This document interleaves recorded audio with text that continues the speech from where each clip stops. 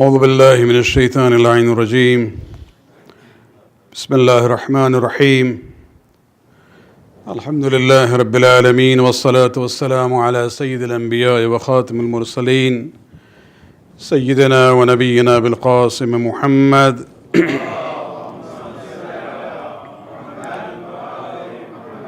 وعلى أهل بيته الطيبين الطاهرين المعصومين واللعنة الدائمة الباقية لأعدائهم من الآن إلى قيام يوم الدين.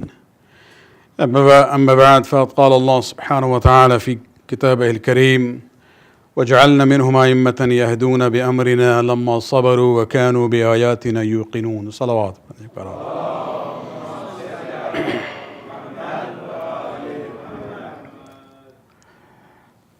There was a request that this Thursday night there is a very simple event after the Maghrib and Isha prayers where the Hujjaj who are departing from Toronto, whoever are here, there will be Imam Azam for their dua. And I was asked to basically talk about the issue of Hajj, keeping that in mind, that we are getting close to Hajj. I would like to connect that to the theme that I discussed last month. I don't remember how many of you came on the first Thursday of July, but there we looked at the seerah of the Ahlul Bayt alayhimu salatu wassalam.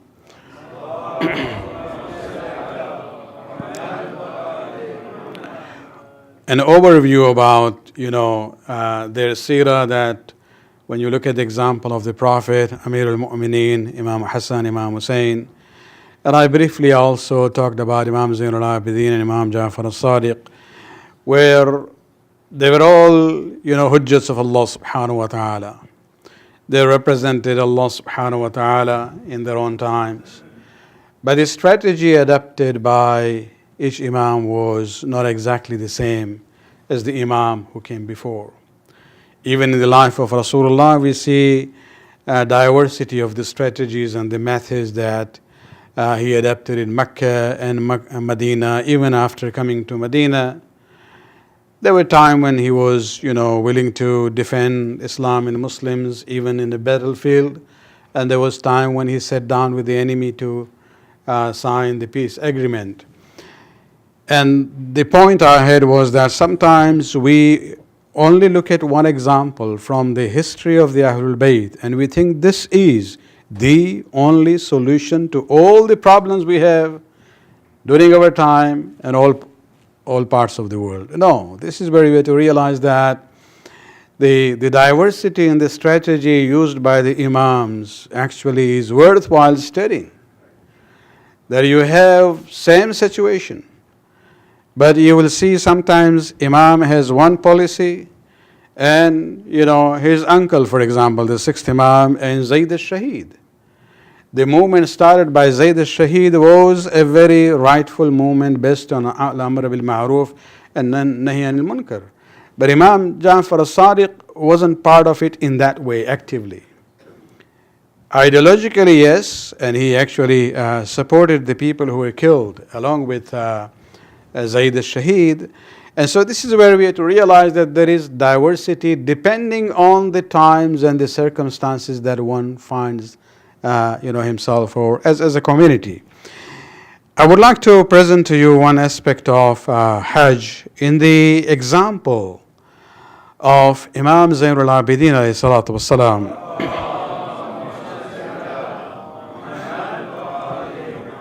All of them did jihad, but their jihad was of different types. One of the most important element of jihad of the fourth Imam was jihad bil lisan, by the words.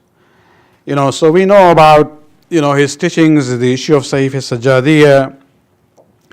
But let me, tonight talk about one challenge that the fourth Imam faced, and we don't really hear much about it when we talk about the life of the fourth Imam. We know in the context of Karbala, after Karbala, we know his activities as far as general teaching is concerned, and Sayyid Sajjadiyya and things like that.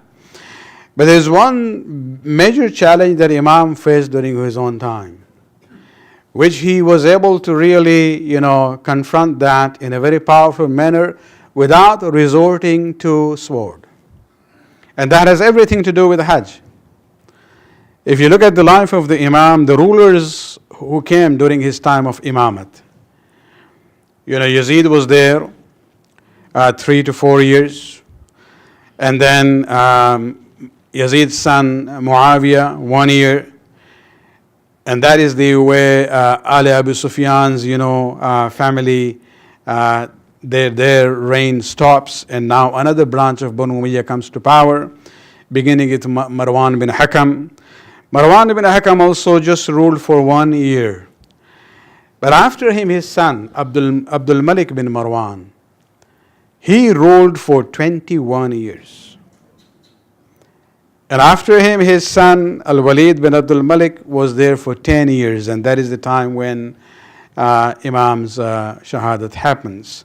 So as far as the rulers are concerned, the longest reign of a ruler during the Imamat of the fourth Imam was Abdul Malik bin Marwan. And if you look at one of the challenges that Imam Zaynul Abideen faced at that time, and this I have to go a little bit one step back, that when it came to, the people who opposed Yazid, there were 3 prominent names which comes up in general history of the Sunnis also. One, of course, was Imam Hussain alayhi salam, who went all the way to sacrifice his life in order to, awaken the slumbering conscience of the Ummah. Other 2 people were Abdullah. One was Abdullah bin Umar, who initially had refused to do bay'at. But Muawiyah had told him that out of these 3 people who refused to do your bay'at in my lifetime, Abdullah bin Umar is a weak one. Just put a little bit pressure on him and he will come in line. And so Abdullah bin Umar then, after the pressure, did the bay'at. But the most cunning out of these 2 was Abdullah bin Zubayr. When he was asked to come and see Walid, where Imam Hussain alayhi salam agreed to go and give his response, Abdullah bin Zubayr, the same night, just went away to Makkah. He had some groups, following him there. And he established Makkah as his power base. And this is where we see that after the death of Yazid, he was able to consolidate his power in Hijaz, in Makkah and Medina, and to a shorter time period, even he had a control on Iraq. This is where, he sent his army there to confront Mukhtar bin Ubaidullah al-Saqifi, and unfortunately Mukhtar was killed by his forces. And so this is just to give you an overview of that. When we are talking about the reign of Abdul Malik bin Marwan, he is still the Khalifa there in Damascus. But when it comes to Hijaz, Makkah and Medina, this was in control of Abdullah bin Zubayr. Al Zubayr were in power. And this is the time that, Abdul Malik bin Marwan, didn't like the idea that people from Sham and Egypt, which was still under his control, go to Makkah for Hajj. And so what does he do? He was afraid that if these people from Sham and Misr go to Makkah for Hajj, they will be influenced by the ideas, propagated by the group of Abdullah bin Zubayr. And they will turn against us. And so he actually started giving importance to Jerusalem. Already it was the old Qibla, so you have 2 Qiblas. And what he started to do was basically started encouraging the people of Sham and the people of Egypt to go for Hajj, not to Masjid al-Haram in Mecca, but to go to Masjid al-Aqsa in Jerusalem. He ordered the city of Jerusalem to be cleaned, to make it more, beautiful. And he is the one who ordered this Qubbatul Sakharat to be erected. The dome of the rock that you see even now. If you look at the pictures, even on the gate, you will see this is the building built by Abdul Malik bin Marwan. And so this is separate from Masjid al-Aqsa, which is on the other side. And this is where we see that, in that environment, how does Imam Zaynul Abideen, as the Hujjat of Allah subhanahu wa ta'ala, what does he do? Does he take an army? No, he couldn't. Because Abdul Malik bin Marwan's character is very clear from the day his father died and people did bayat to him. At that time he had Quran with him. And he publicly says, looking at the Quran, he says, هَذَا فِرَاقٌ بَيْنِي وَبَيْنَكَ. Till now, before I became Khalifa, you were with me, Quran.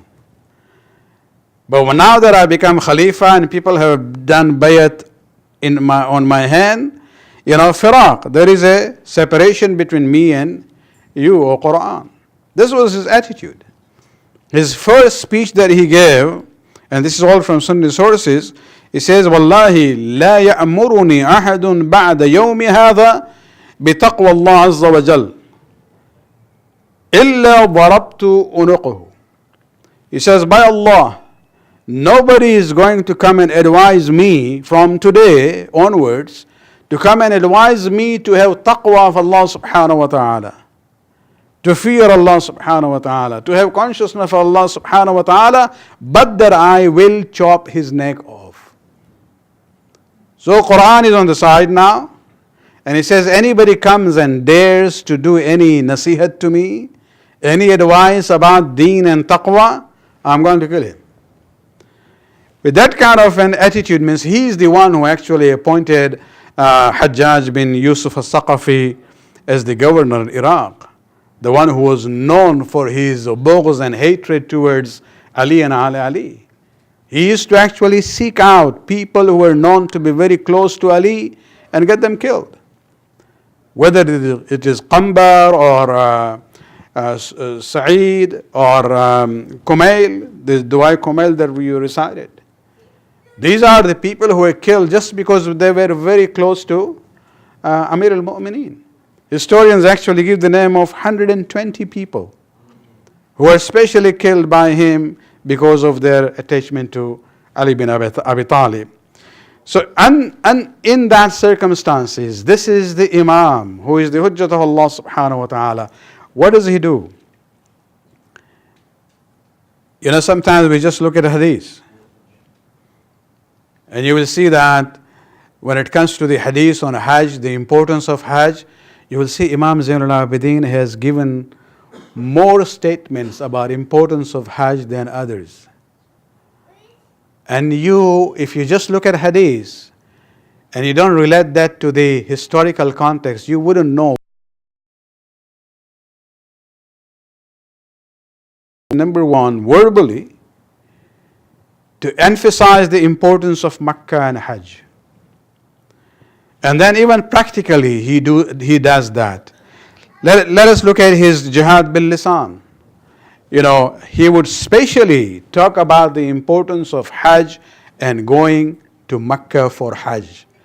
And this was in a way opposition to the policy of Abdul Malik bin Marwan, encouraging the people of Sham and Misr to go for Hajj in Baytul Maqdis. And just some examples for, I don't know how many of you are fortunate inshallah to go for Hajj, but this will be something, will inspire more to be there when you think about it. For example, Imam Zaynul Abideen alayhi salatu wasalam,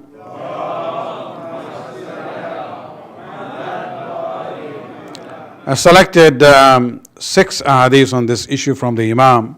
One is a lengthy one. The first one where the Imam says, النائم بمكة كالمتحشد في البلدان. He's not talking about any of the rituals of Hajj.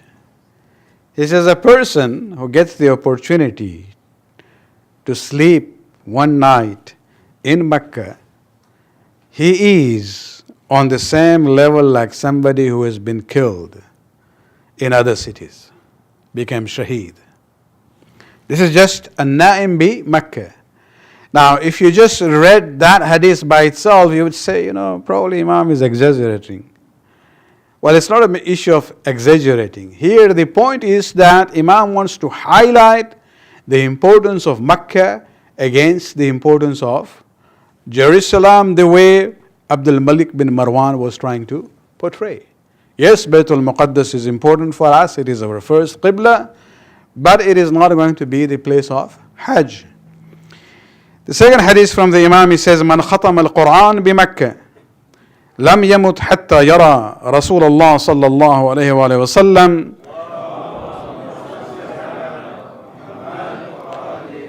ويرى منزله من الجنة. The second hadith, which is a longer one, first part of it, it says, whoever completes the recitation of Quran in Mecca. So the Hajjis are there for about a week, if not 10 days. So if you get the opportunity there, if you read the whole Quran, you do Khatm Quran in Mecca from beginning to the end, the Imam is promising you. Again, the emphasis is Khatmul Quran bi Mecca, not in other places. If you do that, he says, you will not die, but that you will see Rasulullah in your dream. And you will be able to see your position in Jannah, your place in Jannah. Then he says and continues in the same hadith, وَتَصْبِيحَةٌ بِمَكَّةٍ تَعْدِلُ خَرَاجَ الْإِرَاقَيْنِ يُنْفِقُ فِي سَبِيلِ اللَّهِ عَزَّ وَجَلَّ. He says, reciting one tasbih in Mecca, as far as sawab and ajr is concerned, it's equal to the zakat which was paid by the city of Mecca and Basra together. If that amount is put together and given away in charity, the sawab of that charity and the sawab of one tasbih done in Mecca is equal. Then he says, Man salla bi Mecca سبعين ركعة فقرأ في كل ركعة بقل هو الله أحد وإنا أنزلناه وآية الصخرة وآية الكرسي لم يمت إلا شهيدا. Whoever recites 70 rakat in Mecca, Imam is referring not to the wajib namaz but to the mustahab nawafil. That if somebody who recites 70 rakat, which would be you do it in a two form there, and in every rakat you recite after alhamd, of course, Qul huwallahu ahad. In Sunnat namaz you can have multiple surahs actually after alhamd. So Qul huwallahu ahad and Surah Inna Anzalna and Ayatul Kursi and Ayatul Sukhra. Ayatul Sukhra is ayat number 54 of Surah Araf. If you recite this in 70 rakat in Mecca, Imam says, Lam yamut illa shahidan, his death will be not a normal death, he will be considered to be a shaheed. And then he continues in the same hadith that he says, وَالطَّاعِمُ بِمَكَّةٍ كَالصَّائِمْ فِيمَا سِوَاهَا. A person who spends his time in Mecca while he is eating during the daytime, that time that he spends the daytime in Mecca will be considered like he is fasting in other cities. And the ajr and sawab of just spending that one day, even though you are eating, will be like fasting in your own hometown. وَالصِّيَامُ يَوْمٍ بِمَكَّةٍ يَعْدِلُ صِيَامَ سَنَةٍ فِيمَا سِوَاهُ. And if a person is there, let's say for 10 days, and fasts in Mecca, then his one fast will be equal to 1 year's fasting he has done in other cities. And then he says, وَالْمَاشِي بِمَكَّةٍ. He says, if you just keep walking in Mecca, going from your hotel to Masjid al-Haram or the other places of ziyarat, he says, Al-Mashi, the person who walks in the city of Mecca, fi ibadah, he is in the state of ibadat of Allah subhanahu wa ta'ala. And this is where we see it's important that Imam talks about Khatm al-Quran in Mecca tasbih in Makkah, nafila prayers in Makkah, spending the daytime even though you are eating, just like you are fasting, and walking in the streets of Makkah itself is an ibadat of Allah subhanahu wa ta'ala. These ahadith will only become meaningful when you realize that Imam lived at a time when Abdul Malik bin Marwan was trying to stop or discourage his people from Sham and Misr to go to Hajj for Makkah. In another hadith, Imam says, أعلمت أنه إذا كان عشية عرفة برض الله في ملائكته إلى سماء الدنيا. Now talking about the importance of even the areas around Makkah. He says, do not you know that on the eve of Arafah, Allah subhanahu wa ta'ala sends down His malaika to the lowest, heaven, just above the dunya. And they are there listening to the du'as of the people who are doing du'a in the plain of Arafat. Another hadith in the same line, talking about the importance of Hajj. من خلف حاجا في أهله وماله كان له كأجره حتى كأنه يستلم الأحجار. This is very interesting. He says, a person who takes care of the family and the property of a pilgrim who has gone for Hajj. So he's not even talking about the person who has gone for Hajj. If somebody is living and he lives, his brother or a cousin or parents or somebody, take care of my family in my absence, take care of my property. Imam is now talking about that person.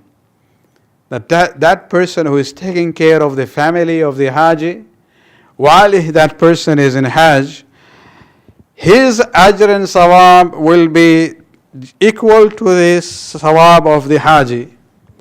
It will be just like, the Haji is touching Hajar Aswad, he is also touching Hajar Aswad. It doesn't mean you don't go for Hajj. It's just the point here is that Imam is talking about, the importance of going for Makkah here. Another hadith where he says, يا معشر من لم يحج يستبشر بالحاج وصافحوهم وعظموهم. He says, O people, those who are not gone for Hajj themselves, when the Hajjis come back, go and welcome them. Do musafiha, shake their hands and respect them. فإن ذلك يجب عليكم تشاركوهم في الأجر. This will make you like you have become partners of them in the ajr and sawab that they have earned. And final hadith from the Imam is حجوا واعتمروا تصحوا عبدانكم وتتصوا أرزاقكم وتكفون معونات عيالكم. Imam says that do Hajj, do Umrah. By going to Makkah, this is where you will have the health of your body and your sustenance will increase. Allah subhanahu wa ta'ala will bless you more and your needs of your family will be fulfilled. Al-Hajj maghfurun lahu. A person who does Hajj, his sins are forgiven. وَمَوْجُوبٌ لَهُ الْجَنَّةِ. He now deserves the Jannah. وَمُسْتَعْنِفُ لَهُ الْعَمَلِ وَمَحْفُوظٌ فِي أَهْلِهِ وَمَالِهِ. And he is able to do the amal and his family and wealth and property will be protected. Salawat.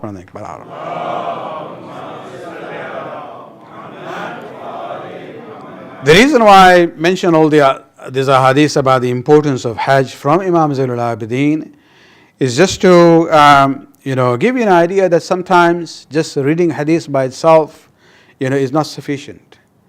In ilm hadith, one of the important things is dirayatul hadith, which is that you have to place the hadith in a historical context to see why this hadith was issued. Why, for example, Imam Hussain alayhi salam didn't emphasize that much on Hajj.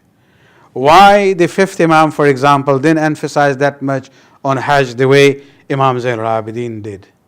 And you will only come to know why when you look at the context, that this is the era of Abdul Malik bin Marwan, the Mal'un, who was trying to divert the Hajj from Makkah to Jerusalem. Because, Makkah those days was in the control of Al Zabur, Al Zubair, they were in control. And he didn't want the people of Sham and Misr to go to Makkah and be influenced. And so, it's alhamdulillah that his plan did not succeed. And part of that reason is the propagation of the importance of Hajj done by Imam Zaynul Abideen alayhi salatu wassalam.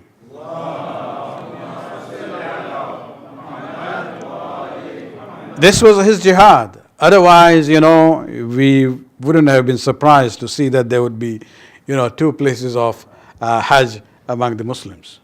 Because he already built this Dome of the Rock already there, and he cleaned the city and everything. And anyway, Masjid al-Aqsa is important from the Muslim point of view. But this is the jihad of the Imam at that time. Looking at the circumstances and doing what he can do within his means and the circumstances. But it was not only that he confined himself to only words and ahadith about Hajj and the importance of doing things in Makkah itself. On a practical level, Imam himself had done more than 20 Hajj. We don't know the exact numbers. There were times when he actually would even go for Hajj by walking, all the way from Makkah to Medina to Makkah. And this was also the seerah of Imam Hassan al-Mushtaba alayhi salatu wassalam.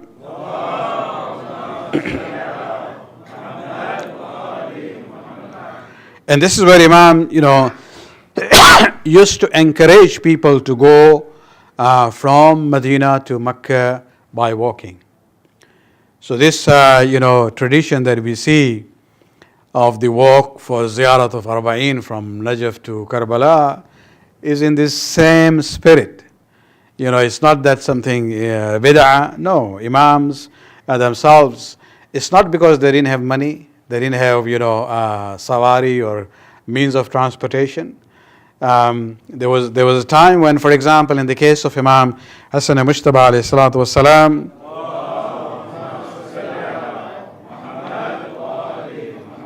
he realized that when he was walking for Hajj, the caravans would pass by, but looking at the grandson of Rasulullah, they would feel ashamed that they are riding on camel and horses. So they would stop, get down, and start walking with him.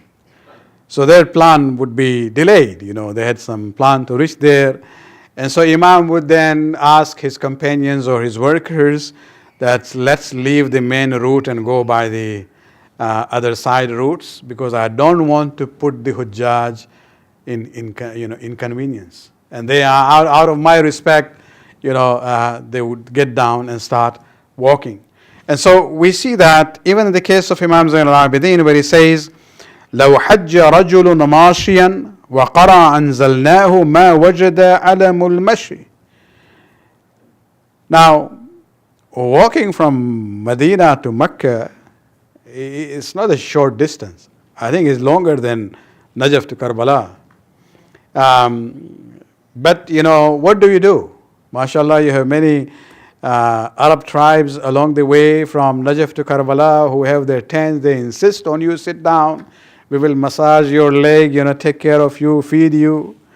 Those days you don't have these things on the way from Medina to Mecca. So Imam gave a solution. Probably this might even work for those who go for walk of Arba'een.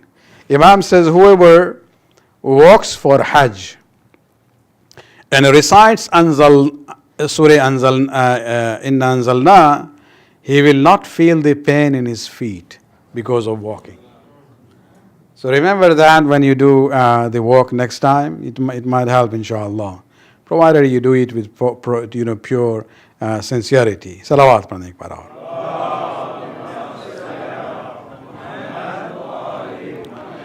Many scholars actually those days, and Qurra of the Quran, those who would memorize the Quran, they actually would look for the opportunity. They would find out, is the Imam going for Hajj? They wanted to be with him. For example, Sayyid bin Musayyib, one of the companions of the Imam, says that the Qurra, those the scholars of Quran, when they find out, for example, Imam is with them in Makkah, they would not depart from Makkah and wait until the day Imam Zaynul Abideen departs. And they will actually go with him all the way to Medina. And he says sometimes we would have 1,000 riders with us from among the companions, the scholars who would want to be in the company of the Imam. And so we see that on the level of hadith, as well as on the level of practical, example, Imam Zaynul Abideen, showed the importance of doing Hajj in Makkah. And this was actually to counter the bid'ah started by Abdul Malik bin Marwan. Started giving importance to that, especially to the dome of rock over the Kaaba. And that is why, if you see even the way it is built, it was trying to kind of, replicate that kind of a structure over there. And it was the words of the Imam and the amali sunnat of the Imam, which basically had this instrumental impact in countering this bid'ah started by Abdul Malik bin Marwan. And he did it in such a way that the Khalifa could never come and say, what are you doing? We're saying this is in the Quran. Hajj is there in the Quran. We had to go for Makkah. I'm just talking about the ayat of Quran and the sunnah of my grandfather. Or I'm going to for Hajj myself. So he did it in such a way that he was instrumental in what he wanted to achieve without giving any excuse to a tyrant ruler like Abdul Malik bin Marwan, to stop him or punish him for what he was doing. Salawat.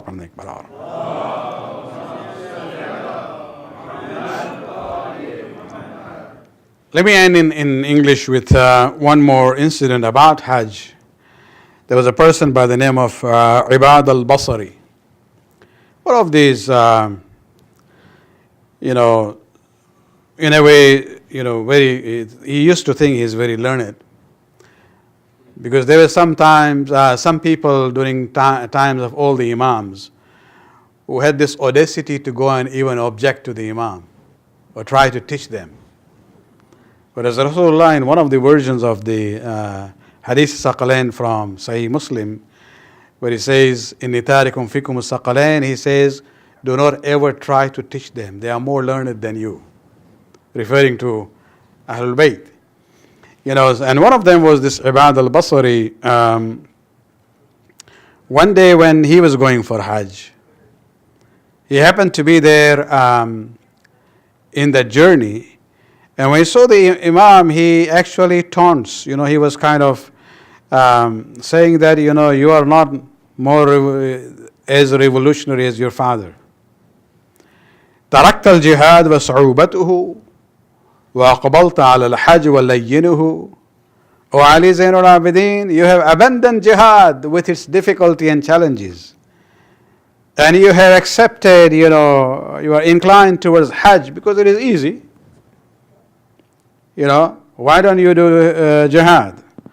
وَإِنَّ اللَّهَ تَعَالَى يَقُولُ. Now he recites an ayat about importance of jihad to the Imam. From Surah Tawbah, ayat number 111, and where Allah subhanahu wa ta'ala says, إِنَّ اللَّهَ اشْتَرَى مِنَ الْمُؤْمِنِينَ أَنفُسَهُمْ وَأَمْوَالُهُمْ بِأَنَّ لَهُمُ الْجَنَّةِ. Allah subhanahu wa ta'ala has bought the lives and property of the mu'mineen in exchange for Jannah. So if they give their life up in jihad, Allah will give them Jannah. يُقَاتِلُونَ فِي سَبِيلِ اللَّهِ فَيَقْتُلُونَ. They fight in the way of Allah, do qital, and they kill, or they get killed. يُقْتَلُونَ وَعْدًا عَلَيْهِ حَقًّا فِي التَّوْرَاةِ وَالْإِنْجِيلِ وَالْقُرْآنِ. So he selected a very powerful ayat. And Allah says, whether they kill or they get killed in the way of Allah, this is the Jannah for them, and this is the wa'ad and promise of Allah subhanahu wa ta'ala in the Torah, Injil, as well as the Quran.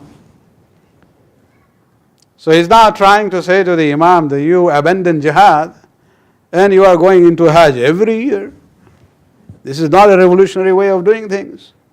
You should go for jihad. And look at the sign of imamat. Don't ever try to, challenge them on the basis of Quran. The response of Imam was very simple. Imam said, you stop this ayat. Iqra ma ba'daha. Why don't you continue the ayat?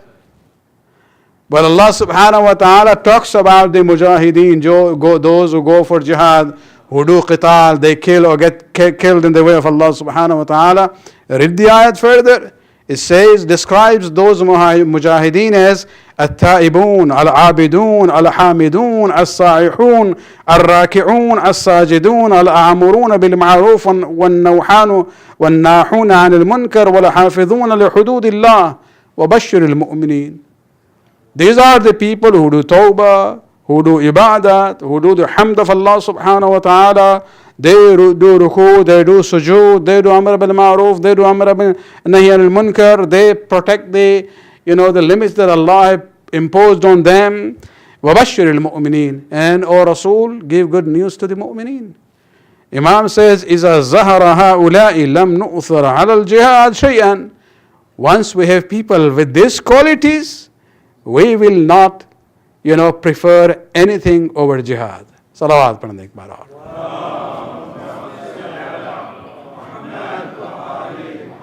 And this is where we come to realize that, every imam was a mujahid fi sabilillah.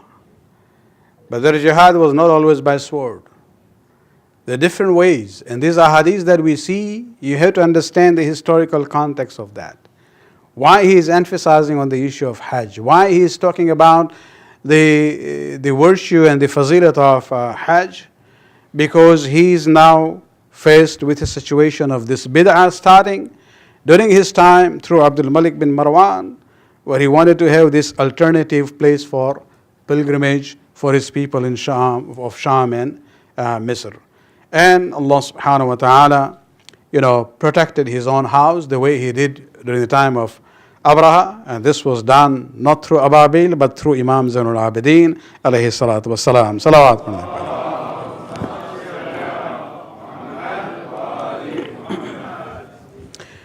And so we have to realize that when we talk about the importance of Hajj, the way the fourth Imam has described, of course, there is a whole dimension, and I'm sure the people who have been going for Hajj, you have been reading the literature not only on the rituals and the ahkam of Hajj, but even the spiritual dimension and the benefits that you can derive, lessons that you can learn when you are going through the rituals. Because every ritual in Hajj has a powerful message for us.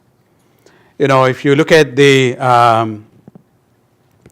example of Sa'i between Safa and Marwa, what is it?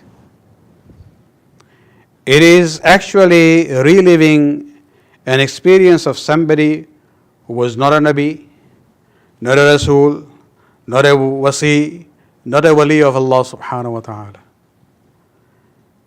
And that person was not even a man. The person was a woman. And what happened? What did she do? That Allah subhanahu wa ta'ala is making it wajib part of Hajj, a wajib rukn of Hajj. As long as the dunya is there, Hajj will be there. As long as Hajj is there, Sa'i between Safa and Marwa would be there. What is this for? This is a story of the mother. Ismail is there. Allah subhanahu wa ta'ala ordered Ibrahim alayhi salam. बात क्या थी? Simple बात थी कि भाई अपनी बीवी और बच्चे को ऐसे इलाके में जहाँ कुछ न हो, सब्ज़ा भी न हो, लोग भी न हो, छोड़ के जाओ. जितना अनाज है, राशन है, पानी जितना है साथ लेके जा रहे हो, that's it. And then now you leave. हमारा हुक्म है, यही इम्तिहान है हमारा. पानी जब ख़त्म हो गया तो जनाब हाजरा जो है परेशान हो गई. अब बच्चा जो है, इन्फेंट बच्चा है, रो रहा है प्यास की वजह से. सफ़ा की तरफ गई, मरवा की तरफ नज़र की, उन्हें सराब नज़र आया, मिराज. وہ دھوپ کی وجہ سے لگا جیسے پانی ہے. وہ جاتی ہیں وہاں دیکھتی ہیں کچھ نہیں ہے. پلٹ کے صفا کی طرف دیکھا, دوبارہ یہاں معراج نظر آیا. دوبارہ آتی ہیں صفا کی طرف, وہاں کچھ نہیں ملا. اب دوبارہ پلٹ کے دیکھتی ہیں مروہ کی طرف, دوبارہ انہیں لگتا ہے جیسے وہاں پانی ہے. اگر ان کی جگہ پہ باپ ہوتے تو 2 بار جانے کے بعد وہ 3rd بار نہیں جاتے, اس لیے کہ باپ جو ہے عقل سے کام لیتا ہے, ماں جو ہے اپنے جذبے اور دل سے کام لیتی ہے. جناب حاجرہ پھر بھی جاتی ہیں, دیکھ چکی ہیں, ایک بار گئی ہیں, پانی نظر نہیں آیا, پھر دوبارہ صفا کی طرف دیکھتی ہیں, دوبارہ جاتی ہیں, 7 مرتبہ. باپ یہ نہیں کرتا, یہ ماں کی ممتا ہے در حقیقت. This is the spirit of motherhood. اور خدا بند عالم کو یہ جذبہ اتنا پسند آیا کہ خود ان کو جو ہے اجر کے طور پہ زمزم کا کنواں جو ہے کھود دیا اسی وقت. وہ معجزہ ہے جو ابھی تک جاری ہے. اور مسلمانوں سے یہ کہا ہے کہ ہمیشہ ماں کے ممتا کو, مدرہڈ کے سٹیٹس کو سیلیبریٹ کرو. یہ آپ جو صحیح کرتے ہیں یہ صرف دوڑنا نہیں ہے, ایکسرسائز نہیں ہے. Celebrating the motherhood, the struggle of a mother, اس کو یاد رکھنا ہے. اور یہی اسی سے اندازہ ہوتا ہے کہ اسلام نے کیا اہمیت دی ہے ماں کے مرتبے کو. یہ سمپل ریچول ہے, لیکن اس مقصد کو سمجھیں, اس کے جو میسج ہے اس کو سمجھیں. امام حسین علیہ السلام 8 ذی الحجہ کو حج مکمل کیے بغیر عمرہ کی نیت کر کے چلے جاتے ہیں عراق کی طرف. امام نے حج کے ارکان کو مکہ میں ادا نہیں کیا ہے, لیکن کچھ اہم چیزیں ہیں جو کربلا میں حسین نے کی ہیں, تقریباً اعمال حج کی طرح ہے. انکلوڈنگ وہ سعی ہے صفا و مروہ کے درمیان. وہاں وہ ماں کی بات نہیں تھی. ماں پریشان ضرور تھی, لیکن جب بابا نے کہا کہ علی اصغر کو مجھے دے دو, کوشش کریں گے کہ اسے پانی مل سکے, ماں نے کتنی امید و تمناؤں کے ساتھ اصغر کو بابا کے حوالے کیا ہے. حسین ابن علی جاتے ہیں, یہ کلمہ پڑھنے والوں کے سامنے جو تعبیر جو امام حسین علیہ السلام نے استعمال کی ہے, واقعاً اپنے ذات کے لیے اس طرح سے نہیں بولے ہیں, نہ اس سے پہلے نہ اس کے بعد. کہتے ہیں اگر تمہاری نظر میں ہم مجرم ہیں, ہم نے کوئی قصور کیا ہے تو بدلہ مجھ سے لے لو, اس بچے کا کیا قصور ہے. یہ اس کی ماں کا دودھ جو ہے پیاس کی وجہ سے خشک ہو چکا ہے, یہ پریشان ہو رہا ہے, لیکن کہیں جواب نہ ملا. آخر میں حسین کہتے ہیں تم سمجھتے ہو کہ اس کے بہانے ہم خود پانی پینا چاہتے ہیں, ہاں خود تم ہی اسے سیراب کر دو, زمین کربلا پر چھوڑ دیتے ہیں. یزیدی لشکر میں بہرحال لوگ تھے صاحب اولاد, ان میں ایک خلفشار مچ جاتا ہے. اس وقت عمر ابن سعد نے حرملہ کو جو جواب دیا ہے, آپ دیکھیں حکم جس عنوان سے دیا ہے, اقطع کلام الحسین, حسین کی حجت کو ختم کر دو. یہ صرف ایک بچہ نہیں ہے بلکہ حسین کی معصومیت کی دلیل ہے. اس حجت اور دلیل کو ختم کر دو. وہ ملعون جو ہے اصغر کو سیراب کرتا ہے 3 شعبے کے اس تیر سے, اس طرح کہ حسین ابن علی اس خون کو اپنے ہاتھوں میں لینے کے بعد اپنے چہرے پر مل لیتے ہیں. خداوندہ اسی معصوم کے خون کے ساتھ تیری بارگاہ میں ہم پیش ہوں گے. عزاداران حسین اس کے بعد حسین ابن علی خیمے کی طرف جاتے ہیں, لیکن خیمے کے قریب پہنچنے کے بعد حسین کی ہمت نہ ہوئی کہ ماں کے سامنے اس طرح سے جائیں. دوبارہ مقتل کی طرف جاتے ہیں, دوبارہ خیمے کی طرف آتے ہیں. یہ 7 مرتبہ عمل وہی کیا ہے جس طرح سے حاجی جو ہے صفا اور مروہ کے درمیان صحیح کرتا ہے.